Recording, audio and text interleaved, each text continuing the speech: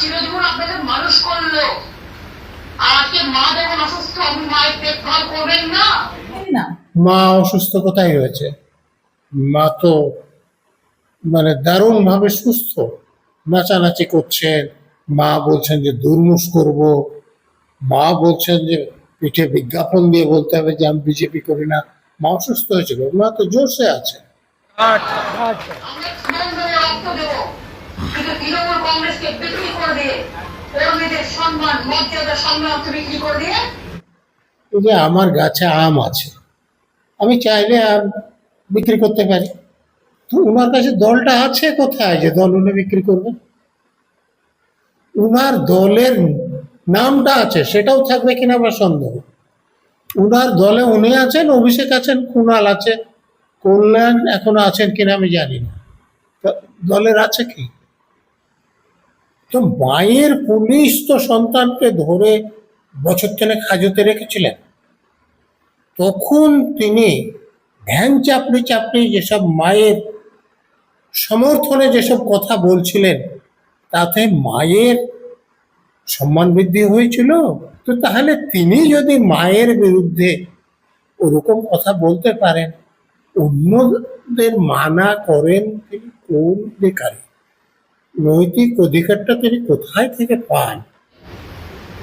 বিশ্বাসঘাতকদের কোনো ক্ষমা নেই। মমতার বিরুদ্ধে বলা বা করা যদি বিশ্বাসঘাতকতা হয়, তাহলে সব থেকে বড় বিশ্বাসঘাতকতা যিনি বলছেন তিনিই করেছেন, এবং তিনি শুরু করেছেন।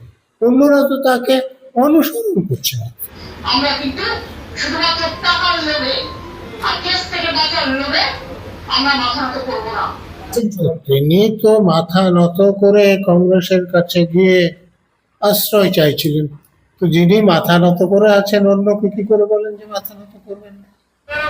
বিজেপি স্পন্সর্ড একটা সিপিএমের নেতা, সিপিএম একটা না ধরা পড়ছিল এটাকে তাড়িয়ে দিয়ে। সিপিএম বহিষ্কার করেছিল, আর তিনি বুকে তুলে নিয়ে তাকে পদের পর পদ দিয়েছিলেন। তো সিপিএম বহিষ্কার করেছিল, সেটা যদি ঠিক থাকে, তাহলে উনি যেটা করেছিলেন তাহলে সেটা বেঠিক। তো বেঠিক কাজ উনি করেছেন, তার ফল ভোগ করছে। কিন্তু যদি ইউনিফর্ম সিভিল কোড চালু হয়ে যায়, তাহলে আমাকে এর উল্টো করতে হবে না, তাহলে আমার ছেলে মেয়ের সমান অংশ পাবে। তো এটা হলে তো ভালো হয়।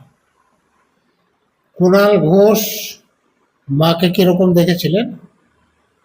ওই যখন মায়ের পুলিশ তাকে গ্রেপ্তার করেছিল, তখন তিনি কি বলেছিলেন? যে সারদা মিডিয়া সেলের সব থেকে বেশি সুবিধা যিনি পেয়েছেন, সব থেকে বড় বেনিফিশিয়ারি। হ্যাঁ, তো তিনি কে? মমতা ব্যানার্জি। তারপর মমতা ব্যানার্জি কাওয়ার্ড। মমতা ব্যানার্জিকে গ্রেপ্তার করে আমার সামনাসামনি বসে জেরা করুন। তো তখন তো তিনি মায়ের জন্য যথেষ্ট করেছিলেন। তো এখন যারা করছেন অতটা বেশি করেননি, তো তাতে কুণাল ঘোষ তো কষ্ট পাচ্ছেন কেন? উনি এই যে কথাগুলো বলেছিলেন, সেগুলো যে ভুল বলেছিলেন বা তার বলা অন্যায় হয়েছিল, উনি এখনো বলেননি। কিন্তু যে মমতার পুলিশ তাকে প্রায় 3 বছর হাজতে রেখেছিল, হাজত থেকে বেরিয়ে সেই মমতার পাপগুলোকে তিনি পুণ্য হিসেবে দেখানোর কাজে আত্মনিয়োগ করলেন। তো তিনি কি মমতার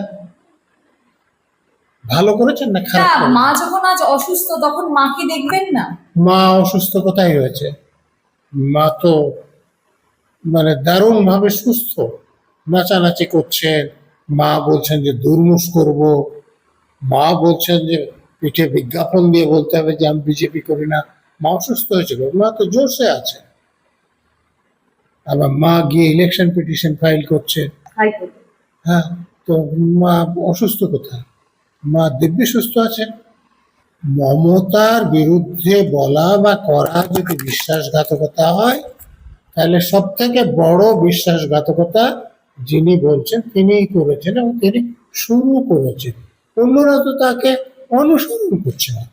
ইলেকশন পিটিশন তো নন্দীগ্রামে হারার পরও করেছিলেন, তার কোনো ফল বাইরে এসছে কি? তো তিনি যাতে ফলটা আসে তার জন্য কোর্টে যে স্টেপ নেওয়ার দরকার ছিল নেননি কেন? আবার তিনি তো ভবানীপুরে হারার পরও ইলেকশন পিটিশন করেছেন, স্টেপ নিয়ে যাতে তাড়াতাড়ি রায়টা বেরোয়, সে চেষ্টা করুন না। তাহলে তো সবাই বুঝতে পারবে যে তাকে হারানো হয়েছে, যদি তাকে কোর্ট জয়ী ঘোষণা করে। তো তিনি তো মাথা নত করে কংগ্রেসের কাছে গিয়ে আশ্রয় চাইছিলেন। তো যিনি মাথা নত করে আছেন, অন্যকে কি করে বলেন যে মাথা নত করবেন না? তো কংগ্রেসের এত ক্ষতি করে কংগ্রেস ভেঙে এসে দল তৈরি করে আবার কংগ্রেসের কাছে গিয়ে আশ্রয় চাইছেন, তো এটাকে মাথা উঁচু হচ্ছে না মাথা নত হচ্ছে? আসলে মাথা নেই বলে ওনার মনে হচ্ছে যে মাথা নত হয়নি। সিপিএম বহিষ্কার করেছিল, আর তিনি বুকে তুলে নিয়ে তাকে পদের পর পদ দিয়েছিলেন।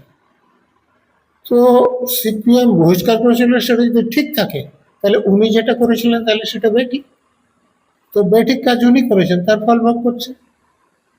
তার জন্য অন্য কেউ দায়ী না, উনি দায়ী। এই যে আমার গাছে আম আছে, আমি চাইলে আম বিক্রি করতে পারি, তো উনার কাছে দলটা আছে কোথায় যে দল উনি বিক্রি করবেন?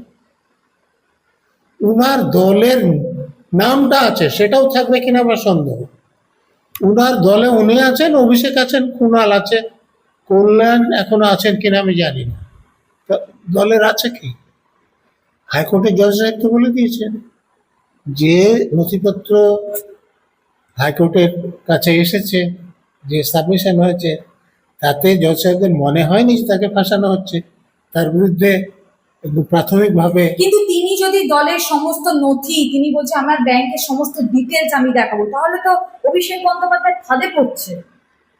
আমি সব দেখাবো, কিন্তু অভিষেক যাতে ফাঁদে পড়বে সেরকম গুলো দেখাবেন, এ কথা কি আপনাকে চুপি চুপি বলেছেন?